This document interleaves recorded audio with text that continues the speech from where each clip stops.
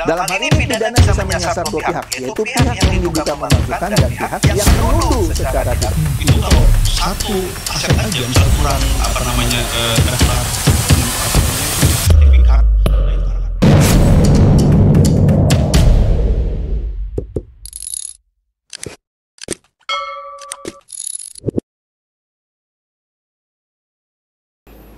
Halo Bapak Ibu, saudara-saudari sekalian, lovers and haters, salam cerdas Indonesiaku. Jumpa lagi kita pada kesempatan kali ini. Bagi Anda yang belum subscribe channel saya, silakan subscribe channel saya. Tekan loncengnya agar Anda dapat notifikasi setiap kali saya mengupload video-video saya. Kali ini saya akan membahas mengenai Pak Mahfud ya. Aduh, yang saya bingung ya. Ini kita lagi digoyang sama demonstrasi mahasiswa dan kemarin itu demonstrasi buruh. Ini Pak Mahfud mengeluarkan pendapat yang justru menurut saya, ya boleh Anda nggak setuju ya, tapi ini menurut saya bisa lebih menyulut. Saya nggak tahu ya maksudnya apa ya. Pak Mahfud bilang, kalau cuma 230 nggak segitu gaji anggota DPR yang saya dengar katanya. Kita lihat ntar ya. Tembus miliaran sebulan. Astaga Pak Mahfud, dari mana lu infonya? Kasih tahu gue dong ya. Ya gue juga bisa bilang, menurut info yang saya dengar bulanan bisa triliunan. Kacau kan negara ini kalau bilang yang saya dengar dari langit. Capek deh. Oke deh, kita cepat aja nih, ada yang numpang lewat. Ini dia nih ya, kan ada korupsi Bank Jabar Banten ya, BJB. Ya, dicurigai Ridwan Kamil terlibat di situ. Ya, Lisa Mariana sudah diperiksa. Dia bilang dia ngaku terima uang korupsi itu. Ini kacau, tapi itu urusan Lisa Mariana ya sama Ridwan Kamil. Bagaimana dia tahu itu adalah uang korupsi BJB? Bukan saya membela Ridwan Kamil. Memang Ridwan Kamil cerita sama Lisa Mariana, ini aku kasih uang nih ya, ini hasil korupsiku. Ya nggak mungkin lah, blow on banget deh. Oke deh, itu urusan Ridwan Kamil sama Lisa Mariana ya, yang tes DNA-nya negatif.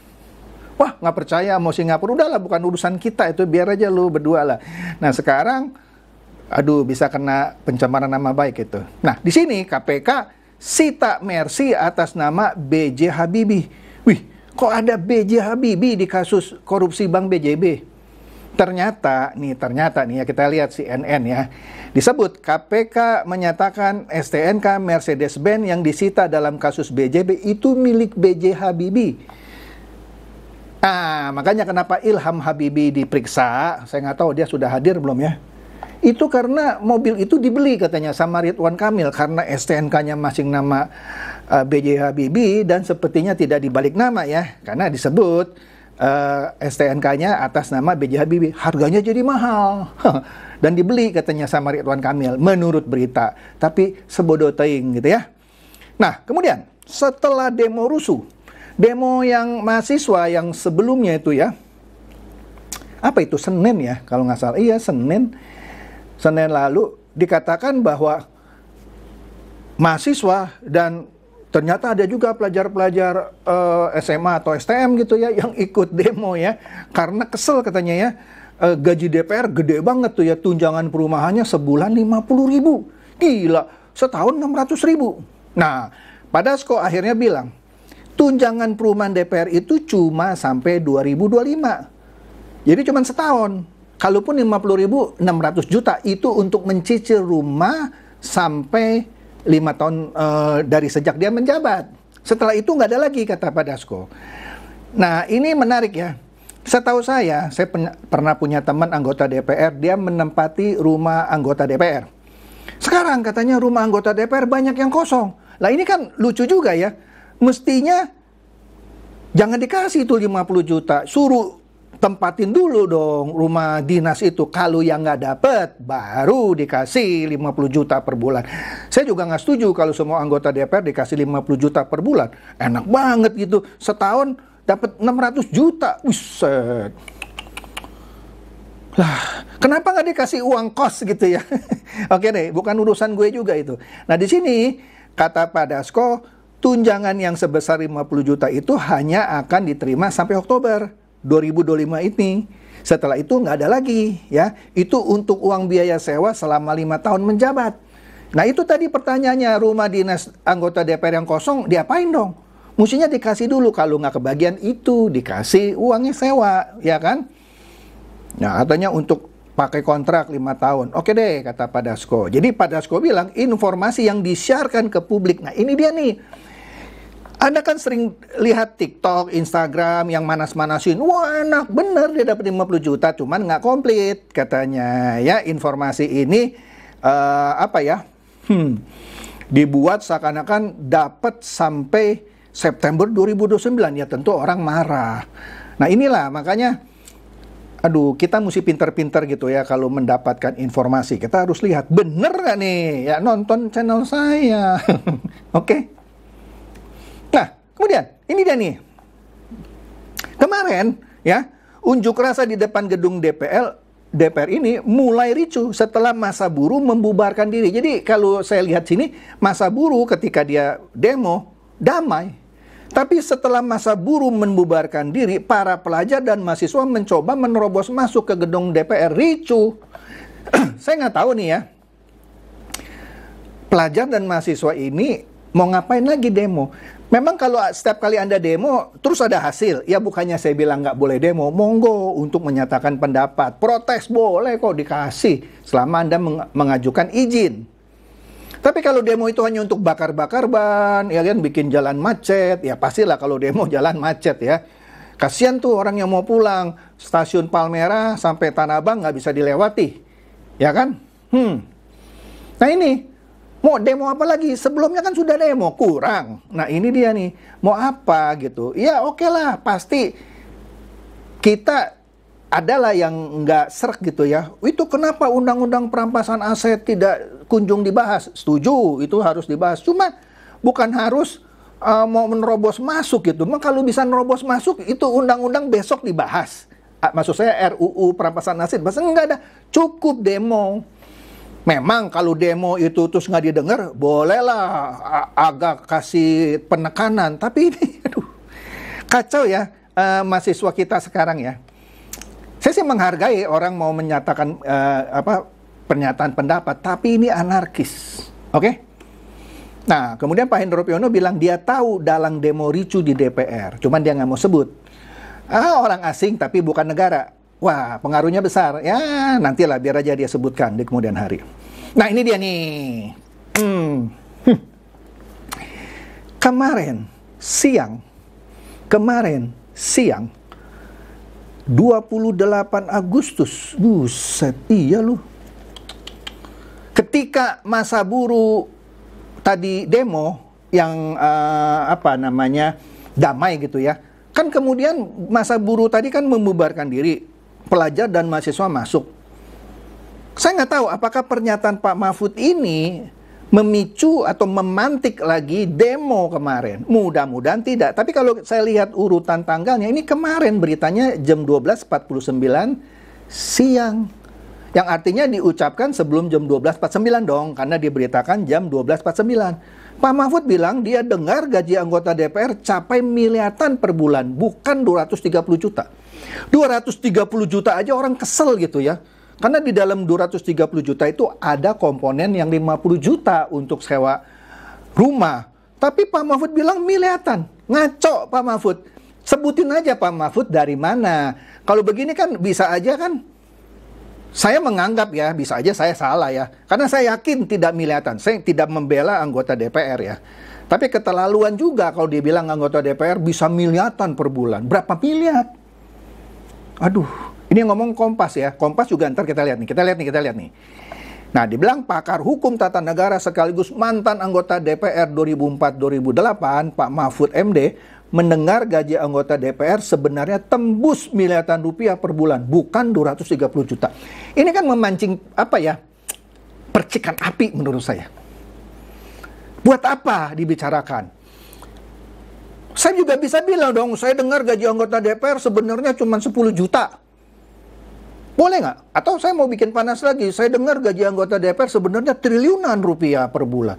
Kan ngaco gitu ya. Sebut aja lah dari mana. Sebut dari mana. Kalau memang benar, kalau enggak kan gini kan cuma nyebarin kabar burung gitu menurut saya.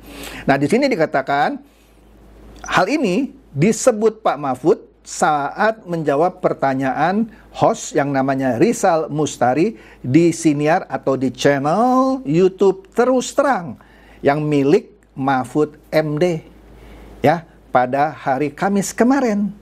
Nah, Kompas.com telah mendapatkan izin untuk mengutip isi siniar tersebut, isi channel YouTube tersebut.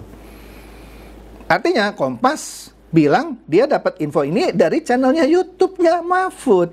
Nah, kalau dia dengarnya kemarin, nah berarti beritanya itu atau siniarnya itu atau channel podcastnya ini direkam setidak-tidaknya kemarin pagi atau kemarin lusanya, ya tergantung penayangannya ya.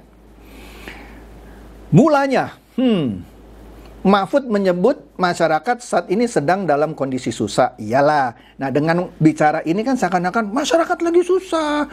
Gaji DPR miliaran yang saya dengar. Aduh, kan jadi tambah panas ya. Dia mengaku masih melihat gelandangan yang mengais di tempat sampah untuk mencari sisa makanan. Dari zaman Pak Mahfud pun jadi anggota DPR, ada gelandangan yang mengais. Memangnya waktu Pak Mahfud jadi anggota DPR, nggak ada gelandangan yang mengais? Kenapa sekarang bilang masih melihat gelandangan yang mengais? Nah, waktu Pak Mahfud jadi anggota DPR, ada nggak gelandangan yang mengais? Nah, terus simpatinya Pak Mahfud terhadap gelandangan yang mengais ini apa? Ini nggak usah di ngomongin dong. Gelandangan itu, aduh, menurut saya ya, mau sampai 5 tahun depan, ya bukan tidak percaya sama hasil kerja Pak Prabowo ya, pasti tetap ada. Pasti tetap ada. You mau lihat di negara maju apa? Amerika, you pergi ke San Francisco. Ya, banyak gelandangan yang tidurnya di pinggir jalan. Lah ini buat apa dia bilang masih melihat gelandangan yang mengais tempat sampah untuk mencari sisa makanan? Menurut saya ini nggak wise, nggak bijaksana. Ini seperti menambahkan bensin gitu. Oke, lanjut. Mengetahui kondisi ini, Mahfud mewajarkan jika DPR dikritik karena menerima gaji dan tunjangan yang besar. Benar besar, tapi bukan miliaran. Kenapa sih harus nyeremin bensin? Menurut saya ini nyeremin bensin loh. Ya, kalau Anda nggak setuju, tulis saja di kolom komen. Jadi, katanya, benar. Kalau kemudian DPR banyak dikritik karena taruhlah agak hedonis juga kan hidup mereka, jadi kita harus maklumi rakyat. Oh, jadinya kemarin yang demo sampai mau rusuh-rusuh itu maklum? Enggak lah. Ya kalau demo menyatakan pendapat ya kita harus maklum. Ya tapi aduh, capek deh. Menurut Mahfud, gaji atau penghasilan anggota DPR ini sudah sangat berlebihan. Memang waktu zaman Pak Mahfud nggak berlebihan. Oh, mungkin dia merasa, oh dulu kenapa gua kecil ya, sekarang kenapa besar? Mungkin, kan ini analisa saya ya. Kemudian, Mahfud pun membeberkan bahwa dirinya, nah ini lagi, ya, mendengar bahwa gaji anggota DPR setiap bulannya sebenarnya menembus angka miliaran rupiah. Aduh, sebut aja Pak Mahfud, dari mana lu dengernya? Kalau nggak setiap orang juga bisa bikin podcast bilang saya dengar gaji anggota DPR 7 miliar per bulan. Kata siapa? Ya saya dengar. Capek deh. Berapa miliar? Nembus miliaran berapa? Sebut dong. Astaga. Berarti negara setiap bulan ngasih gaji anggota DPR 0,5 triliun. Gile. Aduh, nanti deh. Biarin aja. Biar Pak Mahfud beberkan dong. Kalau gini setiap orang juga bisa bikin podcast. Katanya lagi nih ya, menurut saya, kalau memang 230 juta per bulan, yang saya dengar justru miliaran per bulan. Karena, ini kayak so tahu juga ya, apa dia dengar dari mana, dia bilang ya. Karena 230 juta ini mungkin, nah dia pakai kata mungkin. Berarti dia nggak tahu dong, pakai kata mungkin. Uang bulanan untuk keluarga, untuk rumah. Emang ada uang bulanan untuk keluarga ya? Nggak tahu deh saya. Untuk rumah, yang tadi yang dipermasalahkan yang 50 juta, dan sebagainya. Tunjangan lain-lain lah maksudnya. Di luar ini kan ada uang reses. Memang reses itu setiap bulan Pak Mahfud. Anda kan pernah jadi anggota DPR. Enggak setiap bulan. Kalau Anda bilang setiap bulan bisa nembus miliaran, ini kacau banget gitu. Sekali lagi ya, saya bukan membela anggota DPR. Nangkep? Oke. Jadi, saya kok menyayangkan ya, kok Pak Mahfud ini setelah kalah jadi di kontestasi cawapres, komentarnya itu kok banyak miring gitu ya. Ketika dia menjabat, diam aja.